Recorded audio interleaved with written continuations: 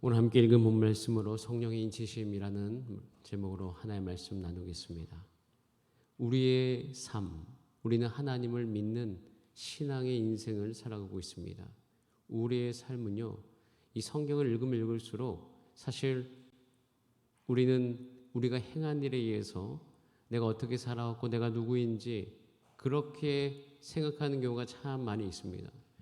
그런데 성경을 읽고 또 읽고 그렇게 하루하루 살다 보면 한 가지 문득 깨달아지는 것이 있어요. 그것은 하나님께서 내게 말씀하신 대로 내가 행할 때에 내가 누구인지, 그리고 하나님께서 나의 삶 가운데 정말 이렇게 살아서 너가 어떤 존재인지, 사실은 내가 누구라고 성경이 이야기할 때가 참 많이 있어요. 성경 우리를 향해서 무엇을 하라라고 말하기 전에 내가 누구인지, 우리가 누구인지를 말할 때가 참 많이 있습니다. 그래서 신앙생활은 내가 무엇을 행하느냐에 의해서 결정되는 것이 아니라 내가 왜 이렇게 못 살고 있지? 내가 왜 이런 삶을 살아가고 있지 않고 있지? 살펴보면 사실 그 안에는 내가 정말 성경에서 이야기하는 내 자신에 대해서 믿지 못하고 있을 때가 많이 있다는 사실을 깨닫게 되어집니다. 그래서 신앙생활은요, 내가 무엇을 하느냐, 그것도 너무 중요하지만 그것 전에 내가 누구인지, 성경에서 내가 누구라고 하는지를 우리는 들어야 됩니다. 왜냐하면 그것에 의해서 우리의 신앙생활이 결정되기 때문입니다. 그래서 하나님은 저에게 너는 누구다 라고 성경에서 말씀하고 있습니다. 한번 곰곰이 생각해 봤어요. 제가 태어났을 때 어떻게 내 육의 부모를 알았지? 한번 제가 깊이 생각해 본 적이 있어요. 어떻게 내가 우리 부모님을 나의 아버지, 어머니로 생각하는가. 물론 커가면서 자연스럽게 알았지만 생각을 해보니까 우리 부모님께서 저에게 난 너의 엄마다 아빠다 계속 제 귀에 들려주셨습니다. 보여주셨고, 이것이 제 정서 안에 깊이 뿌리 박혀 있고, 그리고 그것이 저를 형성하기 시작했고, 그것에 의해서 저의 삶이 사라진 것을 관찰하게 되었어요. 그래서 우리는 우리의 신앙생활에 있어서 나는 왜 믿음이 약하지? 나는 왜 이렇게 살지 못하지? 이것의 가장 근본적인 뿌리는 내가 누구인지 듣지 못해서이다. 거기에 별로 관심이 없어서이다. 우리가 그것에 대해서 진단을 할 필요가 있습니다. 에베소서를 읽으면 읽을수록 이 에베소서를 정말 한 절 한 절씩 읽으면서 정말 깊이 생각해 볼 수 있는 것은 성경에서 무엇을 하라라고 하기 전에 내가 누구인지를 계속 이야기한다는 사실이에요. 제가 지난주에 여러분들과 함께 우리의 기업, 하나님께서 우리에게 주신 기업이 무엇인지에 대해서 이야기를 나누었습니다. 여러분, 하나님의 기업은요, 하나님의 백성에게 주어지는 것입니다. 그래서 하나님의 기업의 완성은 우리의 연약함과 우리의 실수와 우리의 성격에 달려있는 것이 아니라 그럼에도 불구하고 하나님과 함께 그것이 어우러져서 어떻게 가느냐, 여기에 달려있다고 이야기했습니다. 여러분, 분명한 사실 한 가지는 하나님께서 여러분들의 아버지가 되십니다. 그리고 하나님께서 우리 가운데 오셨다는 것은 뭐냐면요, 하나님이 결정하신 것이 있어요. 그것이 기업이라고 여겨지는 것인데, 그 결정하신 것은 저의 모든 연약함과 함께 하나님께서 일하시기로 결정하셨습니다.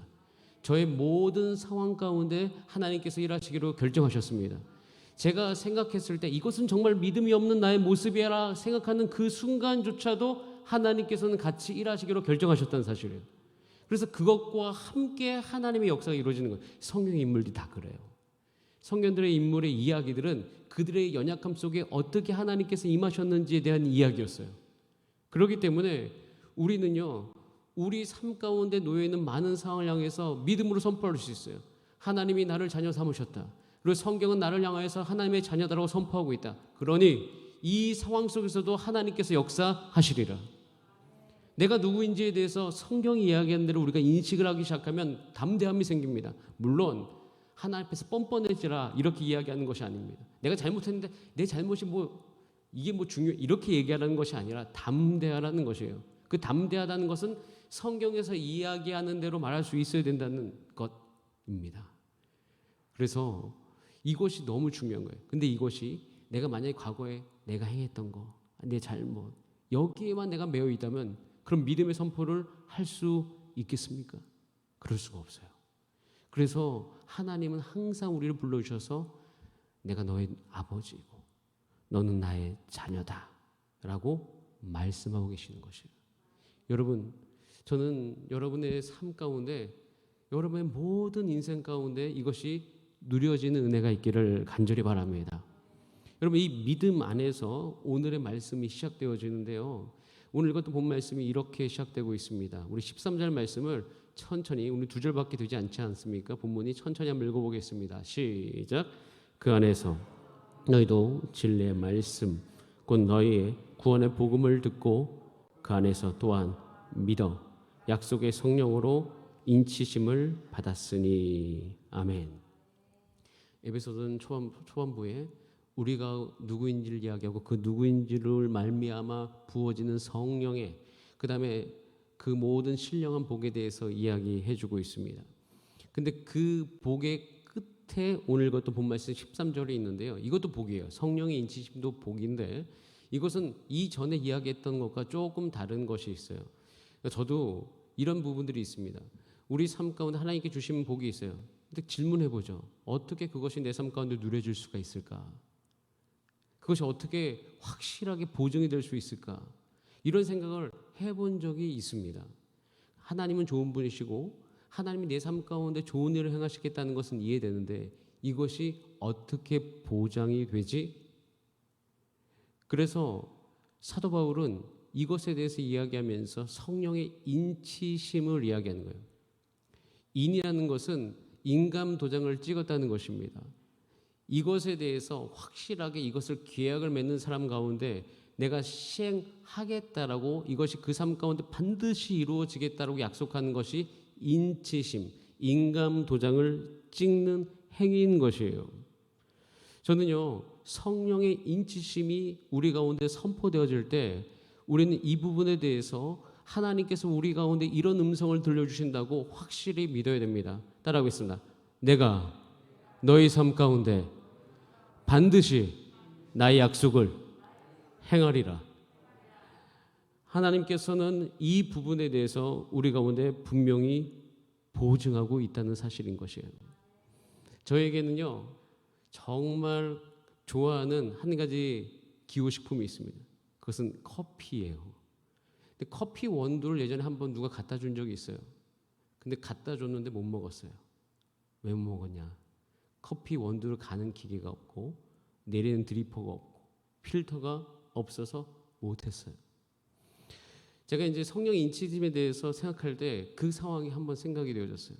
내게 좋은 것이 너무 많은데 그것이 내 삶 가운데 누려질 때는 반드시 한 개의 단계가 필요한데 그것이 성령의 인치심이라는 거예요. 여러분, 그래서 커피를 잘 마시기 위한 도구가 필요하지, 우리의 삶 가운데 이 모든 복이 부어지는 한 가지 중요한 통로가 있는 것이 바로 성령님이라는 것이에요. 자, 우리 그것이 14절 말씀 안에 이렇게 표현되어 있어요. 한번 같이 읽어보겠습니다. 14절입니다.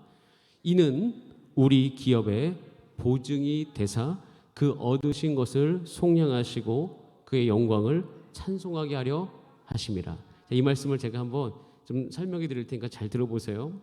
이는, 그러니까 성령의 인치심이 우리의 기업에 뭐가 된다고요? 보증. 축하드립니다, 여러분. 그 성령의 인치심이 하나님이 여러분 삶 가운데 확실하게 역사하신다는 보증이 되신대요.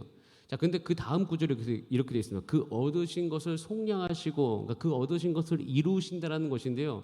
여기에 우리나라 말 안에 해석이 안 돼 있는 헬라어 단어가 있습니다. 영어 성경에는 돼 있긴 해요. 근데 우리나라에는 표현이 안 돼 있는데 그것이 뭐냐면 until이라는 것이에요. 뭐뭐 할 때까지라는 것이에요. 즉 이것에 대해서 정말 헬라어에 있는 원어들을 잘 생각해 보면 이렇게 우리는 표현할 수 있어요. 성령의 인치심이 우리의 기업에 보증이 되시는데 언제까지 보증이 되시냐면 그것을 얻을 때까지라고 되어 있어요. 그것이 너희 삶 가운데 분명히 나타날 때까지라는 것이에요. 여러분, 이 말을 듣는 순간 우리 심장이 뛰어야 됩니다. 뛸 수밖에 없어요. 하나님께서 우리 가운데 와서 내 귀에다 대고 확성기를 대고 말씀하시는 거예요. 내가 이제 너가 나의 자녀이기 때문에 반드시 너와 함께 너의 삶 가운데 역사하실 것인데 언제까지 역사하실 거냐? 성령을 주셔서 그것에 대해서 보증을 하시는 것까지도 모자라가지고 그 보증은 언제까지냐면 그것이 이루어질 때까지예요. 그것이 이루어질 때까지 내가 그것을 보증해서 너의 삶 가운데 이루어 주리라. 하나님께서 우리 가운데 이렇게 말씀하고 계시는 거예요. 그리고 결국에는 또 반복되어지는 것이 뭐냐면 그렇게 하셔서 하나님께서 하시고 싶은 건 뭐냐면 우리의 존재가 하나님을 드러내는 존재 되고 싶어 하시는 거예요. 그의 영광을 찬송하게 하려 하십니다. 여러분, 그렇기 때문에 우리의 삶 가운데 있는 이 놀라운 하나님의 복이 정말 여러분의 삶 가운데 저는 드러나게 되기를 간절히 원합니다. 무엇보다도 이 하나님 아버지의 마음을 깊이 생각하세요. 계속 생각하세요. 하나님이 나의 삶을 향해서 이렇게 생각을 가지고 계시는구나. 여러분 들으실 수 있는 여러분 되시기 바랍니다. 들어야지 이것이 우리 삶 가운데 새로운 뿐만 아니라 정말로 이루어지는 것이죠. 자, 그래서 우리는 여기까지 나아가야 되는데 그럼 궁극적으로 여기서 한 가지 질문이 생길 수 있습니다. 그것은 성령의 인치심이 우리 가운데 온다는 거잖아요. 성령이 우리 가운데 부어져야 된다는 거잖아요. 여기까지 우리가 이 말씀이 믿어지고 묵상이 되어지면 자연스럽게 우리 안에서 올라오는 한 가지 질문이 있습니다. 그럼 나는 어떻게 성령을 받을 수 있을까? 그럼 나는 어떻게 성령의 충만한 은혜 가운데 머물 수 있을까? 이 부분에 대해서 우리는 궁금하지 않을 수 없습니다. 저 생각해 봤어요. 그래, 맞아. 하나님이 나의 모든 연약함과 나의 모든 상황과 이런 모든 상황 속에서 역사하실 것을 기대합니다. 그리고 하나님께서 내게 성경을 통해서 말씀하신 것, 이것이 분명히 이루어질 때까지 지금 내게 보증 주신 거 믿습니다. 근데 그것이 우리 가운데 누려져야 되는 거잖아요. 근데 그 누림을 위해서 하나님께 성령을 부어주시는 거예요. 성경은요, 창조주 성부 하나님만 이야기하시는 게 아니에요. 하나님께서 이 땅에 오셔서 우리를 위해 십자가에 달려 돌아가신 성자 하나님만 이야기하시는 것이 아니라 궁극적으로 그 모든 것이 멀리 있잖아요. 창조, 과거에 있었던 사건, 죄사함, 그것도 2000년 전에 있었던 사건. 근데 그 모든 것이 현재의 사건으로 바꾸는 것은 결국 성령 하나님께서 하시는 것이에요. 그럼 그 성령 하나님을 우리가 어떻게 받을 수 있을까? 자, 우리 사도행전 1장 12절 말씀을 잠시 한번 읽어보도록 하겠습니다. 시작. 제자들이 감람원이라는 산으로부터 예루살렘으로 돌아오니 이 산은 예루살렘에 가까워 안식일에 가기 알맞은 길이라. 제자들이 감람원이라는 산으로부터 어디로 돌아왔다고요? 예루살렘으로 돌아왔어요. 예루살렘으로 돌아왔습니다. 이거는 굉장히 중요한 의미를 갖고 있어요.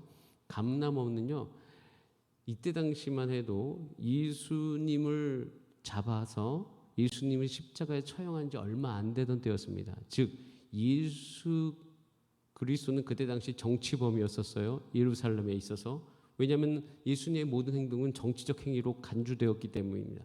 그래서 그를 종교, 그다음에 정치적인 어떤 그 유대 사회를 회방하는 사람으로 만들어버려서 십자가에 죽여버렸습니다. 자, 십자가에 죽인 다음에 이들은 이 사후 사건을 처리하기 위해서 누구도 잡아 죽이려고 했을까요? 제자들도. 그렇기 때문에 그들은, 이 제자들은요, 사실 예수님이 부활하신 다음에 예수님과 함께 시간을 보내면서 예수님께 구약의 그 모든 성경 이야기를 들었어요. 너무 좋았었어요. 그런데 그러면은 지금 예수님은 승천하셨거든요. 그럼 제자들은 상식적인 면에서 어디에 있어야 됩니까? 자기 안전을 보호하기 위해서는 감람산에 있었어요. 거기에 있어야만 되는 거예요. 예루살렘으로 돌아오면 안 돼요.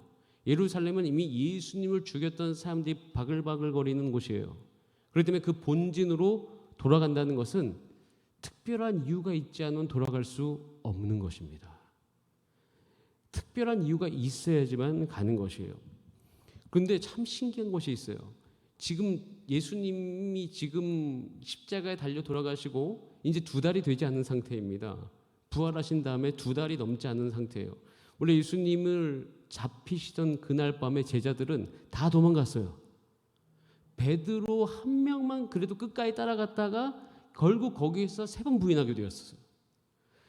그럼 제자들은 이미 별로 그렇게 변화에 대해서 기대가 없는 그런 종족들이에요. 예수님과 3년 반 동안 살았는데 예수님 배신했던 사람들인데 그들이 어떤 변화가 있겠어요? 그런데 이 구절이 제자들 마음 속에 뭔가 변화가 일어났다는 것을 보여줍니다. 예수님의 제자들은요, 예수님이 잡히시던 날 밤에 다 도망갔어요. 두려워서. 그러면 예수님이 승천하신 다음에 이제 예수님이 안 계시는 거잖아요.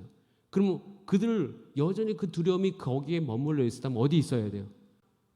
거기에 있어야 되는 거예요. 질문해 볼 수 있어요. 예수님의 제자들 마음속에 도대체 무슨 일이 일어난 것인가? 제가 왜 이것에 대해 주목해 보기 시작했냐면요, 이것이 성령 받기 직전이기 때문에 주목하기 시작했어요. 그리고 이것이 생각보다 빨리 일어난 것에 주목하기 시작했어요. 제가 왜 두 가지에 주목하기 시작했냐면 제가 성령 받고 싶었기 때문입니다. 어떤 성령의 인치심과 성령이 내 육 가운데 와서 나를 온전히 다스리시는 것을 정말 간절히 사모했어요. 근데 받을 길이 없고 어떻게 해야 되는지도 모르겠고, 그리고 거기에 가는 것이 무엇인지도 모를 그때였었어요. 그런데 성경을 읽고 또 읽고 또 읽다 보니까 이 지점이 보이기 시작한 거예요. 뭔가 사건을 포착하듯이 제자들이 뭔가 변화가 되었다. 이 요소들이 결국은 그 마가의 다락방에서 성령이 제자들에게 임하게 만든 것이 아닌가 하고 보기 시작했던 것이죠. 여러분, 저는요, 이 사도행전 1장 12절에서 제자들이 산에 있지 않고 예루살렘으로 갔다라는 그 상태와 행동과 믿음이 저와 여러분 가운데 오늘 밤에 회복되기를 원합니다. 자, 근데 어떤 것이 그럼 회복되어졌는가? 자, 우리 같이 한번 요한복음 14장 16절부터 20절까지 말씀을 한번 잠깐만 보도록 하겠습니다. 시작. 내가 아버지께 구하겠으니 그가 또 다른 보혜사를 너희에게 주사 영원토록 너희와 함께 있게 하리니 그는 진리의 영이라 세상은 능히 그를 받지 못하나니 이는 그를 보지도 못하고 알지도 못함이라. 그러나 너희는 그를 아나니 그는 너희와 함께 거하시며 또 너희 속에 계시겠음이니라. 내가 너희를 고와 같이 버려두지 아니하고 너희에게로 오리라. 조금 있으면 세상은 다시 나를 보지 못할 것이로되 너희는 나를 보리니 이는 내가 살아있고 너희도 살아있겠음이라. 그날에는 내가 아버지 안에 너희가 내 안에 내가 너희 안에 있는 것을 너희가 알리라. 방금 읽었던 19절, 20절 말씀 중요하게 표시해 주시기 바랍니다. 왜냐하면 예수님께서 말씀하셔요. 야, 조금 있으면 세상이 나를 보지 못할 것이야. 나는 사라질 거야. 나는 죽어서 사라지는 것이 아니라 하나님께로 돌아갈 것이기 때문에 내 육은 더 이상 이 세상에 없어. 너희가 보지 못할 것이다. 그럼 어떻게 되는 거지? 그런데 그 다음 말이 너무 중요해요. 따라하겠습니다. 너희는 나를 보리니. 세상은 다시 나를 보지 못할 것이라고 못을 박았는데 예수님의 제자들은요, 이것이 이때, 그러니까 이 요한복음 14장에서 예수님 말씀하실 때 그들이 이해하지 못했습니다. 성령의 인치심이 임할 때에는 이것이 이해가 되기 시작했었어요. 너희가 나를 보지 못할 것인데 너희는 나를 보게 될 것이다. 따라하겠습니다. 예수님께서 우리에게 보이십니다. 저는 이 말씀이 일어나는 사건이 성령이 우리 가운데 오는 사건이라고 믿습니다. 그래서 제자들은 이 말을 떠오르기 시작했어요. 이게 생각나기 시작했어요. 근데 그 다음 말이 더 중요해요. 나는 육이 떠나가지고 세상에 없는데 너희가 나를 볼 수 있는데 이는 내가 어떻게 해요? 살아있고 너희도 살아있겠습니다. 나는 육은 떠나서 갔지만 나는 반드시 살아있고 너희도 살아있다. 그럼 나도 살아있고 너도 살아있는 그때에 한 가지 사건이 일어나는데 그날에는 내가 아버지 안에 있다. 삼위일체. 하나님과 성부 하나님과 성자 하나님이 늘 함께 계셨잖아요. 그런데 그리고 성부, 성자, 성령만 함께 있었는데 거기에 누구까지 참여한다고 되어 있냐면 너희가 내 안에라고 되어 있어요. 너희도 거기에 초대된다. 그리고 내가 너희 안에 있다. 그런데 이것만 이야기하는 것이 아니라 저는 맨 마지막 구절에 진짜 막 동그라미 쳤는데 그것을 너희가 알리라. 여러분, 하나님께서 우리 가운데 예수님께서 약속해 주셨어요. 반드시 너희가 알게 될 것을 이야기해 주셨습니다. 여러분, 제자들 마음속에 회복되는 것이 이거에 대한 기대가 회복된 거예요. 이것에 대한 기대감이 없었어요. 예수님이 그냥 무슨 말 하는지도 몰랐었어요. 예수님이 죽으시고 부활하신 다음에 그 부활 생명을 그들이 보고 난 다음에 예수님의 말이 믿어지게 됐어요. 야, 그 죽음에서부터 살리신 그 예수님이 그 말씀이 정말 사실이구나. 근데 그 사실이 어디까지 사실이 이 말씀까지도 사실이구나. 그리고 예수님이 승천하신 다음에 정말 이들이 이 말에 대해서 믿기 시작했어요. 그들이 이루어졌잖아요. 너희가 조금 있으면 나를 보지 못할 것이다. 세상은 보지 못할 것인데 예수님은 갔지만 우리가 한 가지 이 말에 대해서 확실한 믿음이 기대가 회복되어지는데 우리는 다시 예수님을 만나게 될 것이다. 그렇기 때문에 그들은 담대하게 예루살렘으로 돌아갔던 것이에요. 예수님께서 예루살렘에 머물러 있으라고 했거든요. 그리고 그때에 내가 성령을 너에게 부어 주리라고 말씀하셨기 때문이에요. 그리고 성령이 와야지만 이 말씀이 이루어지기 때문에 이거에 대한 기대가 그들 마음속에 회복됐기에 그들은 예루살렘으로 갔습니다. 여러분, 우리 가운데 성령의 임치심과 성령의 충만함을 기대하시는 여러분들, 여러분 이 말씀이 여러분 가운데 믿어짐으로 여러분의 삶 가운데 기대가 회복되어지는 은혜가 있기를 바랍니다. 여러분, 이것은 우리 가운데 이루어져야 될 중요한 부분이에요. 하나님, 이 말씀을 믿음으로 말미암아 하나님께서 지금도 살아계시고 나도 살아있고 이것에 대해서 성부, 성자, 성령 하나님의 그 안에 내가 초대되었음을 내가 아오니 주님이 이것을 내가 알게 되는 기대가 내 안에 회복되게 하여 주시옵소서. 여러분, 이 기대의 회복이 성령의 인치심으로 나가는 매우 중요한 열쇠예요. 문과도 같아요. 이 문을 열고 나가야만 되는 거예요. 왜 내 삶 가운데 성령의 충만함이 없지? 여러분, 이것에 대해서 우리가 이 말에 대해서 듣지도 않고 생각하지도 않고 날마다 우리 삶 가운데 되뇌이기도 않기 때문인 것이에요. 성령의 충만함 자체를 하나님의 약속을 여기는 것이 아니라 뭔가 힘이 오는 이 정도로만 우리가 생각하고 있기 때문인데 성경을 읽으면 읽을수록 이 부분에 우리가 주목해 보셔야 되는 것이에요. 이 기대가 회복된 것이에요. 그 다음에 또 이것에 대해서 한 가지를 더 이야기하는 것이 있어요. 요한복음 16장 16절 말씀입니다. 우리 같이 한번 읽어보겠습니다. 요한복음 16장 16절 시작. 조금 있으면 너희가 나를 보지 못하겠고 또 조금 있으면 나를 보리라 하시니. 여러분, 제자들이 이 말을 듣는 순간 이제 흥분되기 시작한 거예요. 두려움과 불안도 있죠. 하지만 예수님이 부활하셨기 때문에 이제 이 말을 다 믿게 되었어요. 그러면서 조금 있으면 너희가 나를 보겠다라고 이 이야기는 흥분이 일어나기 시작했어요. 그럼 이 약속이 믿어지기 시작할 때 이들은 마음속에서 이제 완전히 회복되어져 나오는 것이 기도가 힘쓸 수 있게 되었습니다. 이들이 왜 전심으로 기도할 수 있었을까? 이들이 목숨을 무릅쓰고 마가의 다락방에 모여가지고 그 오순절날에 너희들 미친 거 아니냐? 너희들 술 취한 것이 아니냐? 이런 소리를 들어도 그들은 담대함 가운데 나아갈 수 있을 정도로 기도에 힘쓰기 시작했던 것이에요. 왜냐하면 이 약속이 그들 가운데 믿어졌기 때문입니다. 여러분, 우리 삶 가운데 성령의 인치심은 사실 기도가 매우 중요한 것이에요. 미친 듯이 기도하지 않으면 우리는 거기까지 갈 수가 없어요. 그런데 그 기도가 너무 힘들어요. 저는 그래서 우리 가운데 성령을 충만하게 되면 궁극적으로 기도하셔야 됩니다. 이것은 생각으로 아는 것도 아니에요. 지식으로 아는 것도 아니요. 오직 영으로 아는 것이기 때문에 우리는 기도해야 됩니다. 그런데 문제는 기도할 마음이 우리 가운데 일어나지 않는다는 것이에요. 그럼 왜 기도에 대한 마음이 없는가? 왜 내 삶 가운데 그렇게 하나님 앞에 간절하게 내가 주 앞에서 기도하지 않는가? 그 약속을 모르고 약속을 믿지 않기 때문이라는 것입니다. 제자들은 단순해요. 그들이 기도에 힘쓸 수 있었던 건 그 예수님의 말씀을 진짜 약속을 믿었어요. 그리고 그 약속을 믿을 뿐만 아니라 이제 그 약속을 기대하게 됐다고요. 이것 때문에 그들은 함께 모여서 기도했습니다. 저도 그래서 제가 원래 생각하기 좋아하는 사람입니다. 분석하기 좋아하는 사람입니다. 그런데 주변에 성령 받았다는 사람들에 대해서 제가 대학교 1학년 때 너무 부러웠었어요. 그들이 성령 충만한 것처럼 나도 성령에 대해서 충만하고 싶다.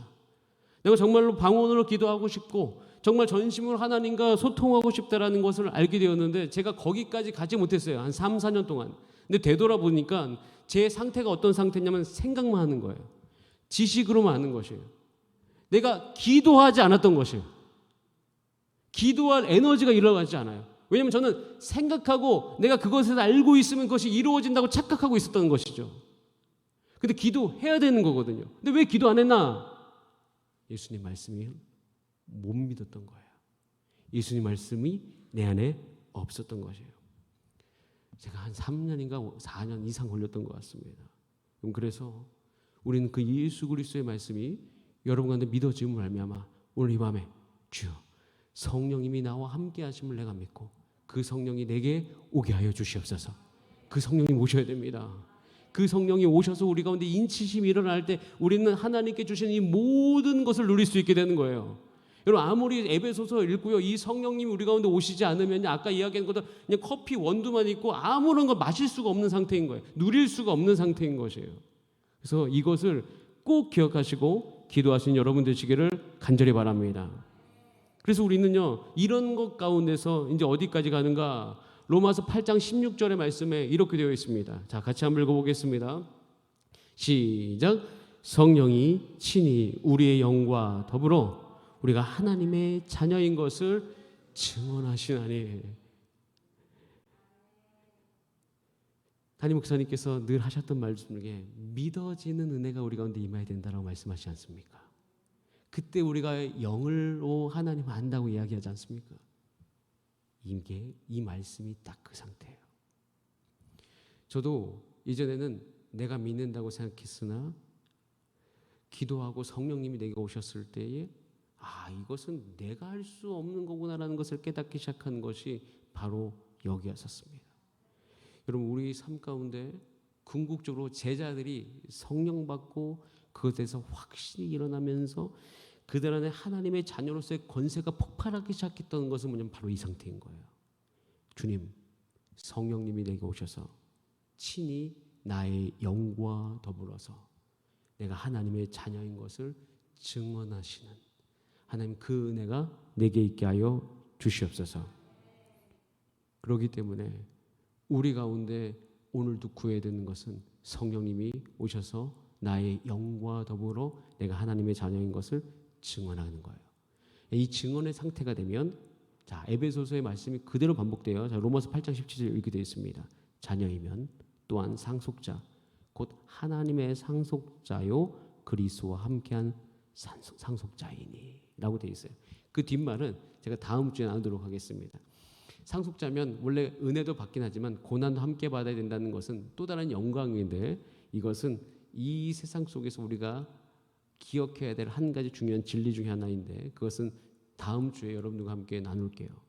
여러분 한 가지 오늘 이 말씀을 마무리하면서 우리가 오늘 꼭 기억하셔야 될 것이 있습니다. 저와 여러분은 하나님의 신령한 복이 주어진 하나님의 자녀인 줄 믿습니다. 여러분 이 세상 속에서 아무리 세상이 교회가 이상하고 교회는 앞으로 점점 힘들어질 것이고 그리고 교회에 지금 믿는 사람 숫자는 줄어들고 있고 여러분 아무런 소용없는 이야기들이에요. 제가 그래가지고 한번 데이터를 조사해봤어요. 교회 안에 부흥이 일어나고 교회에서 정말 교회를 통해서 이 세상이 변혁된 것이 그리스도인들이 많았을 때인가? 아니었어요. 이 세상 속에 교회 2% 3%밖에 되지 않았을 때였어요. 여러분 예루살렘을 변혁시켰던 제자들이 그때 당시에 다수였을까요? 다수가 아니었습니다. 언제나 소수였었어요. 그런데 우리는 항상 이야기해요. 믿는 사람의 숫자가 줄어든다고 교회 힘이 줄어든대요? 그런 일은 세상에 없습니다. 여러분 교회 힘이 줄어드는 단 한 가지 이유는 믿지 못해서예요. 교회 힘이 줄어드는 이유는 이 약속을 우리가 믿지 못해서인 것이에요. 여러분 하나님의 말씀이 우리 가운데 임하여서 우리 안에 영이 충만하여져서 우리 가운데 그것이 우리의 영 가운데 친히 더불어서 우리가 하나님의 자녀인 것을 증언해지고 그 능력이 나타나기 시작하면요 이 세상이 어떠한 상황이든 이 세상의 기독교가 어떠한 상태이든 상관없이 하나님의 나라는 저와 여러분 가운데 임한 줄 믿습니다. 그래서 하나님 나라는 저기 있다 함도 아니요 여기 있다 함도 아니요 오직 너희 안에 있겠다고 이야기하는 그 말씀은 진리입니다. 그래서 우리가 오늘 삼아야 되는 것은 하나님 이 말씀을 말미암은 하나님의 능력이 나의 삶 가운데 일어나게 하여 주시옵소서. 그래서 한 가지 기대하는 것은 주님, 성경을 읽을수록 소망이 생겨요. 야, 이런 시대에 오히려 여러분같이 기도하는 사람을 통해서 하나님께서 이 세상 가운데 여전히 살아계신 하나님을 드러내시겠구나. 여전히 역사하신 하나님을 드러내시겠구나. 이런 소망이 생기는 거예요. 여러분, 우리는요 오늘도 이 소망 가운데 기도할 것입니다. 하나님께서 이 시간 여기에 함께 계신 저와 여러분을 통해서 하나님의 일들을 행하여 주실 줄 믿습니다. 여러분의 간구를 들으실 것이고 여러분 삶 가운데 하나님의 모든 역사하심을 보여주실 줄 믿습니다. 그렇게 기대하면서 우리 다 함께 기도하시겠습니다. 주님, 이 시간 기도할 때 하나님께서는 인을 치셨어요. 나의 삶 가운데 성령으로 인치셨습니다. 지금 중요한 것은 내가 성령 받는 것이에요. 주님, 이 성령이 내게 있음을, 내게 부어졌음을 알고 내가 전심으로 하나님께 간구하게 하여 주시옵소서. 나의 생각 속에서 하나님을 제한하지 않게 하소서. 아버지, 나의 생각이 하나님의 말씀을 따라가게 하여 주시옵소서. 이렇게 기도하시면서 하나님, 나의 삶에 성령의 충만함이 있게 하소서. 다 함께 주여 세 번 부르신 다음에 합심으로 기도하시겠습니다. 주여.